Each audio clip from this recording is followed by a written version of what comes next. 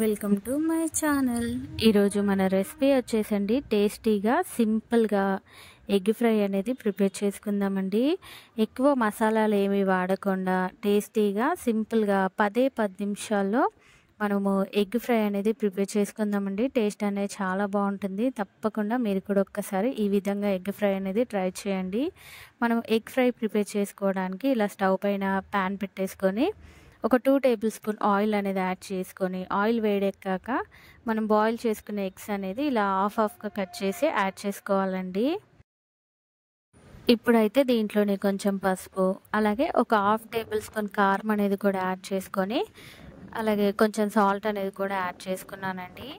ఇవన్నీ యాడ్ చేసుకున్నాక ఇవన్నీ ఎగ్స్కి పట్టేలాగా ఇలా కొంచెం బాగా అనేది మనం ఆయిల్లో అనేది ఎగ్స్ అనేది ఫ్రై చేసుకోవాలండి.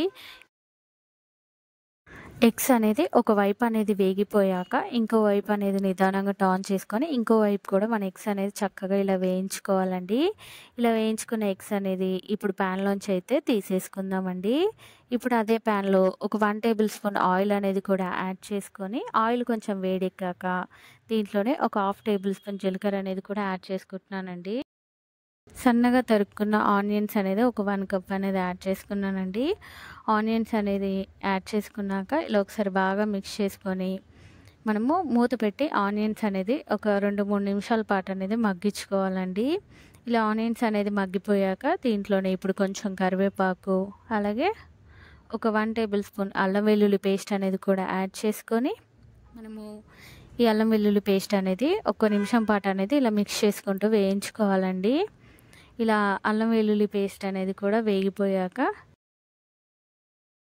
ఇప్పుడైతే దీంట్లోనే ఒక 2 టేబుల్ స్పూన్ల కారం అనేది కూడా యాడ్ చేసుకొని, మన రుచికి సరిపడా సాల్ట్ అనేది కూడా యాడ్ చేసుకొని, ఒక 1 టేబుల్ స్పూన్ ధనియా పౌడర్ అనేది యాడ్ చేసుకున్నానండి. అలాగే ఒక 1 టేబుల్ స్పూన్ గరం మసాలా అనేది కూడా యాడ్ చేసుకున్నానండి. ఇవన్నీ ఆనియన్స్కి పట్టేలాగా ఇలా బాగా ఒకసారి మిక్స్ చేసుకుందామండి. ఇలా మిక్స్ చేసుకున్నాక ఇప్పుడు దీంట్లోనే కొంచెం వాటర్ అనేది యాడ్ చేసుకొని మనము గ్రేవీ కోసం ఇలా కొంచెం వాటర్ అనేది యాడ్ చేసుకున్నానండి. ఇలా ఒకసారి కలుపుకొని మూత పెట్టి గ్రేవీ దగ్గర పడి నూనె పైకి తేలే వరకు అనేది మూత పెట్టి ఉడికించుకోవాలండి. చూడండి, ఈ విధంగా గ్రేవీ అనేది దగ్గర పడితే సరిపోతుందండి. ఇప్పుడు దీంట్లోనే కొంచెం కసూరి మేతి అనేది కూడా యాడ్ చేసుకొని, అలాగే దీంట్లోనే మధ్యలోకి చీల్చుకున్న పచ్చిమిర్చి ముక్కలు అనేది నేను ఒక 2-3 తీసుకున్నానండి. అవి కూడా దీంట్లో యాడ్ చేసుకొని, ఇందాక మనం ఫ్రై చేసి పెట్టుకున్న ఎగ్స్ అనేది కూడా ఒక్కొక్కటిగా దీంట్లో యాడ్ చేసుకొని, ఇప్పుడు పైనుంచి కొంచెం కొత్తిమీర అనేది కూడా చల్లుకొని, ఇప్పుడు ఇది మూత పెట్టి అనేది ఒక 2 నిమిషాల పాటు అనేది ఎగ్ ఫ్రై అనేది మగ్గించుకుందామండి. చూడండి ఎంత చక్కగా ఎగ్ ఫ్రై అనేది మనకి రెడీ అయిపోయిందండి. ఇప్పుడైతే స్టవ్ అయితే ఆఫ్ చేసుకుందామండి.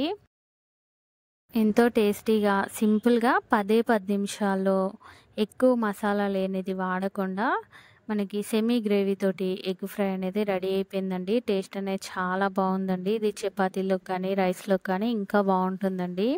తప్పకుండా మీరు కూడా ఒక్కసారి ఈ విధంగా ఎగ్ ఫ్రై అనేది ట్రై చేసి ఎలా వచ్చిందో నాకు కామెంట్ సెక్షన్లో కామెంట్స్ చేయండి. అలాగే ప్లీజ్ లైక్ చేయండి. నా మరిన్ని వీడియోస్ కోసం ప్లీజ్ మన ఛానల్ని సబ్స్క్రైబ్ చేయండి, షేర్ చేయండి. Thank you for watching the video.